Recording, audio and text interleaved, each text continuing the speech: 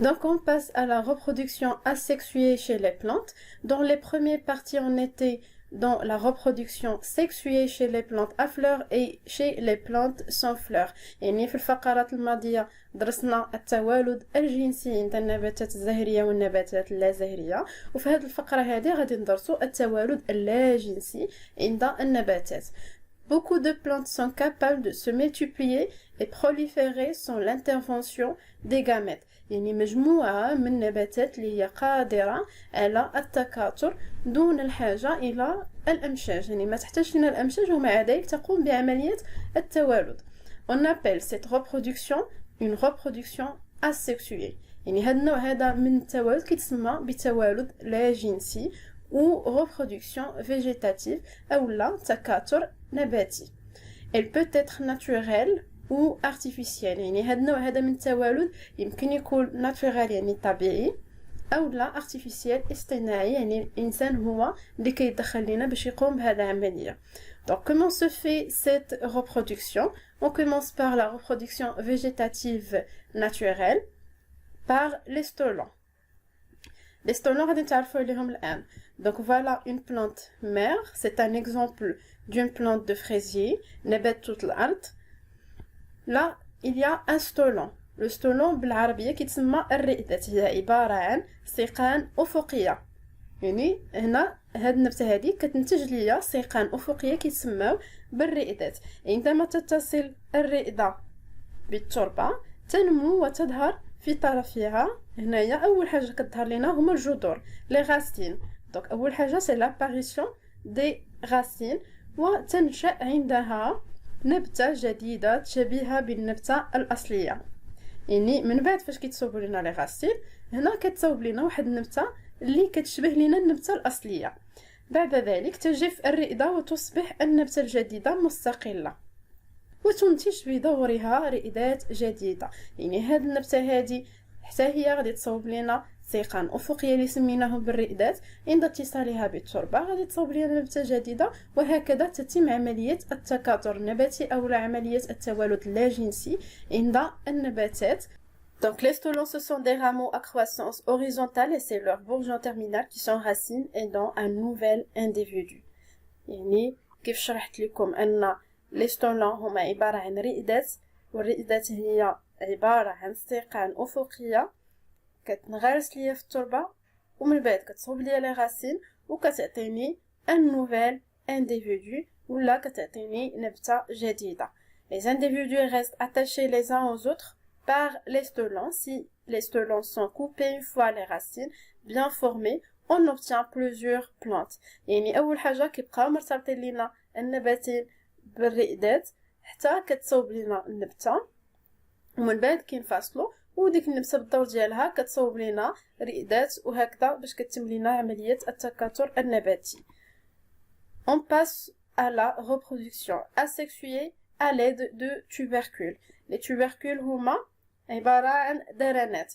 دونك البطاطس هي عبارة عن سيقان تحت أرضية غنية بالمدخرات، يعني هي كتكون عندي تحت الأرض فوالا، وتحمل براعم. البراعم هما هادو بالفرنسية سون دي بورجون. تنمو هذه الأخيرة عند الإنبات وتعطي سيقان فتية تظهر في أسفلها جذور تنمو كل ساق. يعني هنا إلا حطينا واحد درنة بطاطس غادي تصوب لنا الساق ومن بعد جذور وتعطي نبتة جديدة مشابهة للنبتة الأصلية. Donc les tubercules ce sont des organes de réserve nutritifs souterrains formés par des renflements de la tige ou de la racine. Au bout d'un certain temps, de nouvelles pousses peuvent apparaître sur les tubercules et de nouvelles plantes naissent. يعني من بعد كيتنتجو ليا بزاف ديال الدرنات من كل درنات بطاطس. Et on passe à la reproduction asexuée par les bulbes. Le bulbe هما البصلات. Donc voilà un exemple, un autre exemple de bulbe. Les bulbes, ce sont des organes de réserve nutritifs souterrains. Ils sont formés par des renflements de la tige ou des feuilles à la base de la tige. Donc البصلات تتكون من ساق تحت أرضية كذلك، يعني كتكون عندي تحت الأرض قصيرة وتحمل جذور. دونك هنايا كيكون عندي جذور وبراعم وأوراق تحت أرضية، كيكونوا حتى كذلك أوراق تحت الأرض على شكل قشور لحمية غنية بالمدخرات المقيتة. ينمو البرعم المركزي، هذا هو البرعم المركزي يعني عندي في الوسط، ويعطي نبتة جديدة. Voilà. Donc هنا le développement du bourgeon pour donner une nouvelle plante. تنمو النبتة الجديدة وتزهر وتعطي بصلة جديدة. Donc voilà comment se fait la reproduction à l'aide des bulbes. Et on passe à la reproduction végétative artificielle. Donc, méthode utilisée pour améliorer le rendement agricole. Donc, نستعملوا la reproduction يعني التوالد النباتي الاصطناعي pour améliorer le rendement agricole يعني باش كنزيدو في المردود الزراعي. Elle peut être pratiquée de 3 façons. Par le bouturage. Le bouturage هو الافتسال بالعربية. Donc voilà, c'est un exemple de bouturage. Dans la première étape, on prend une bouture. يعني هنا كناخدو فسيلة. الفسيلة هي جزء من جذع النبتة تكون حاملة لعدة براعم. هنا براعم كيكونوا عندي في هذه الفسيلة.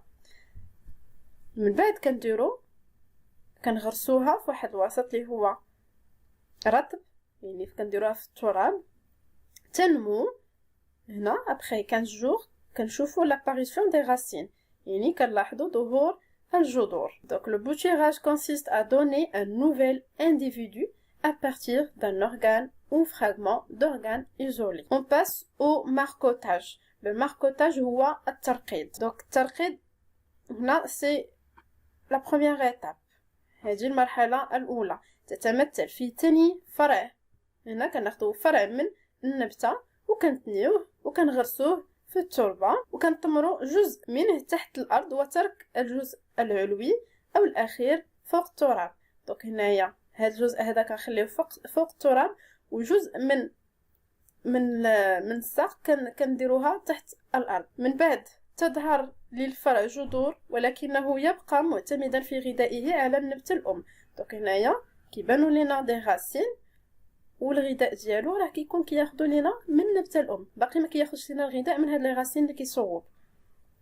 وبعد فتره يفصل ليكون نبات مستقل. حنا اللي كنقوموا بالفصل ديالو، علاش؟ حيت حنا اللي قمنا بهذا التكاثر النباتي، سي ارتيفيسيال اصطناعي.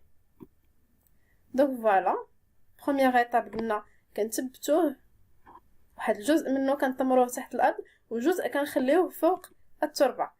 Donc on a l'apparition des racines ظهور الجذور وحتى النبته الا لاحظتوا راه بدات كتكبر. Et après on isole les deux plantes. كنفصلوا ما بين هاد لي بلانت بجوج وممكن لينا ناخذ عاوتاني واحد الفرع جديد ونطمروه في التربه باش كتعطيني نبات جديد. Donc le marcottage permet la multiplication de la plante يعني كتمكنني من تكاثر النبته en plaçant une branche encore reliée à la plante mère dans un substrat humide. يعني نفس الشيء اللي شرحت. Et on passe au greffage. Le greffage بالعربية هو تقنية التطعيم. Là, c'est un greffon et une porte-greffon. Le greffon هو بالعربية طعم وحامل للطعم. تتمثل عملية التطعيم في نقل برعم أو غصن حامل لبراعم يدعى الطعم، وهذا الطعم من النبات الذي نرغب في تكاثره. يعني هذا كنكونوا جبناه من واحد النبته اللي بغينا نزيدوا ليها التكاثر الى نبات مغروس يعرف بالحامل. هذا كيتسمى حامل الطعم. ويشترط لنجاح عمليه التطعيم ان ينتمي الطعم، يعني خاص هذا الطعم هذا وحامل الطعم خاصهم يكونوا من نفس النوع النباتي. Donc le greffage consiste à effectuer une greffe. On place un greffon issu d'une plante dans une autre plante appelée porte-greffon et les deux plantes doivent être de la même famille. Donc il y a des exemples, pêcher et pommier poirier. Et merci pour votre attention.